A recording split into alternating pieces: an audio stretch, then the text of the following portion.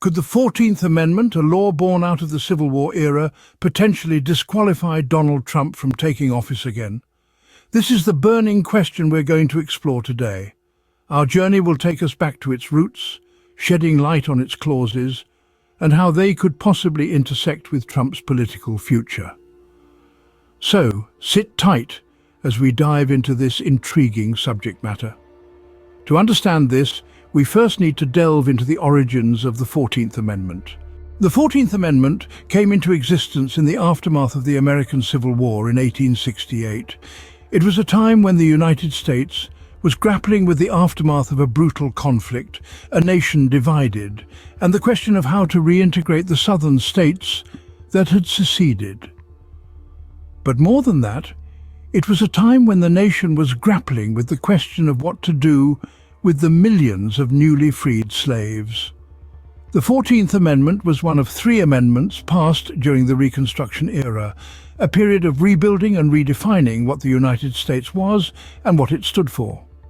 The 13th Amendment abolished slavery, and the 15th Amendment granted the right to vote to African American men. The 14th Amendment, sandwiched between these 2 monumental pieces of legislation, was designed to define what it meant to be a citizen of the United States. Before the 14th Amendment, there was no clear definition of citizenship in the Constitution.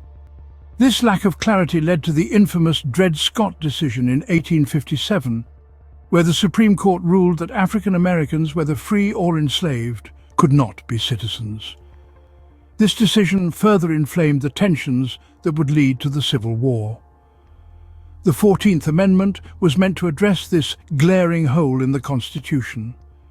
It declared, in no uncertain terms, that all persons born or naturalized in the United States, and subject to the jurisdiction thereof, are citizens of the United States and of the state wherein they reside. This single sentence overruled the Dred Scott decision and established birthright citizenship, a concept that remains a cornerstone of our understanding of citizenship today. The amendment also addressed other critical issues, such as the equal protection of the laws and the denial of any state to deprive any person of life, liberty or property without due process of law. In essence, it reinforced the principle of equality before the law, a principle that lies at the very heart of the American democratic system. Now that we understand the origins, let's examine the amendment more closely. The 14th Amendment's central tenet is the principle of equal protection under the law. This amendment, ratified in 1868, is composed of 5 distinct sections, each holding its own weight in the American legal system. Section 1, perhaps the most well-known, establishes birthright citizenship and guarantees equal protection and due process.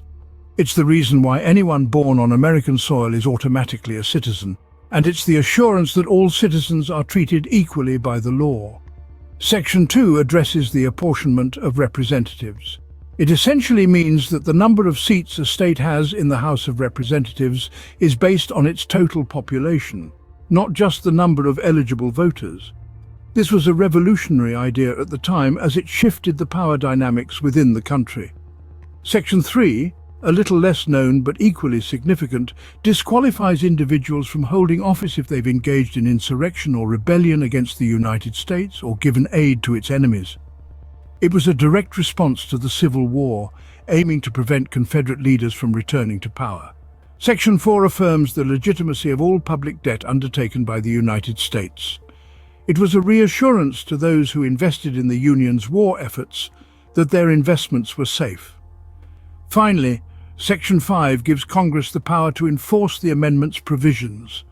This is critical because it's the mechanism through which the 14th Amendment's promises are turned into action. Over the years, these sections have been interpreted and reinterpreted, shaping the American legal landscape. They've been the basis for landmark decisions, from desegregation to marriage equality, and continue to influence legal debates today. It's important to understand the 14th Amendment's complexities, its historical context, and its lasting impact. It's not just a historical relic, but a living part of our Constitution, affecting our lives in profound ways. And with this understanding, we can now delve into the provocative question: how does this relate to Donald Trump? The 14th Amendment has been invoked in discussions about Trump's eligibility to take office again. As we delve deeper into the implications, we need to understand the specific sections of the 14th Amendment that are relevant to Trump's situation. Section 3 of the 14th Amendment states that no person shall hold any office, civil or military, under the United States or any state who, having previously taken an oath as a member of Congress, or as an officer of the United States, or as a member of any state legislature, or as an executive or judicial officer of any state, to support the Constitution of the United States, shall have engaged in insurrection or rebellion against the same, or given aid or comfort to the enemies thereof. In simpler words, if you've held office and sworn to protect the Constitution, and then you engage in or support an insurrection against the United States, you're disqualified from holding office again. Now the question is, does this apply to Trump? This is where things get murky. The term insurrection hasn't been clearly defined in the context of the 14th Amendment. Therefore, any claim that Trump engaged in insurrection would need to be proven in a court of law. Moreover, the 14th Amendment leaves room for Congress to remove the disqualification by a two-thirds vote in both the House and Senate. This means that even if Trump were found to have engaged in insurrection, Congress could technically vote to allow him to take office again. Another element to consider is that the 14th Amendment was put into place after the Civil War, with the intention of preventing former Confederates from holding office.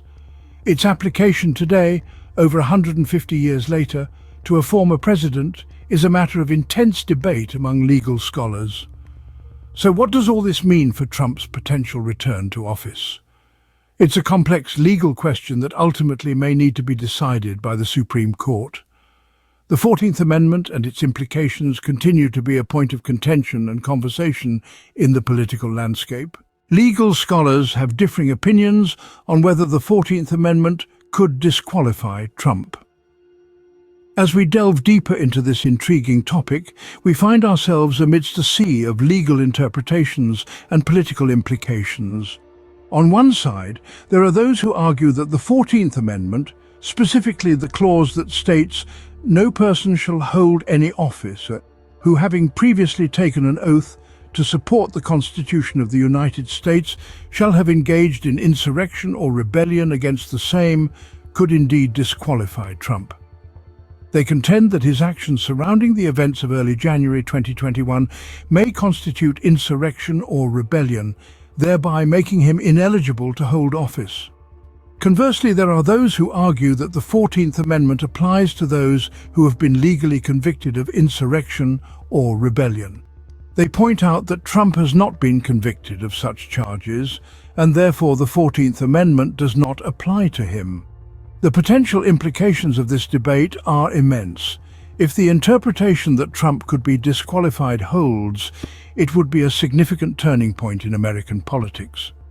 It would set a precedent that actions taken while in office can have long-lasting consequences, even impacting the ability to run for future office.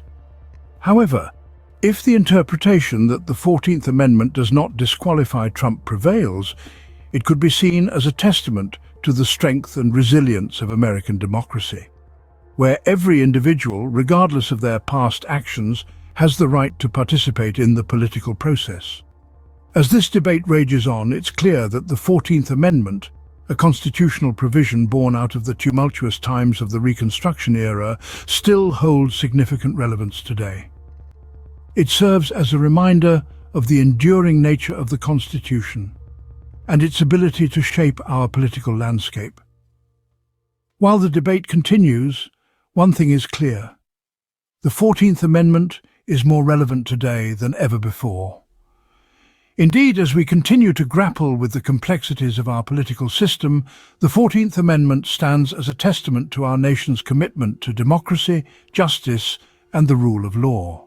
The 14th Amendment, born out of a tumultuous period in American history, now stands at the center of a modern political controversy.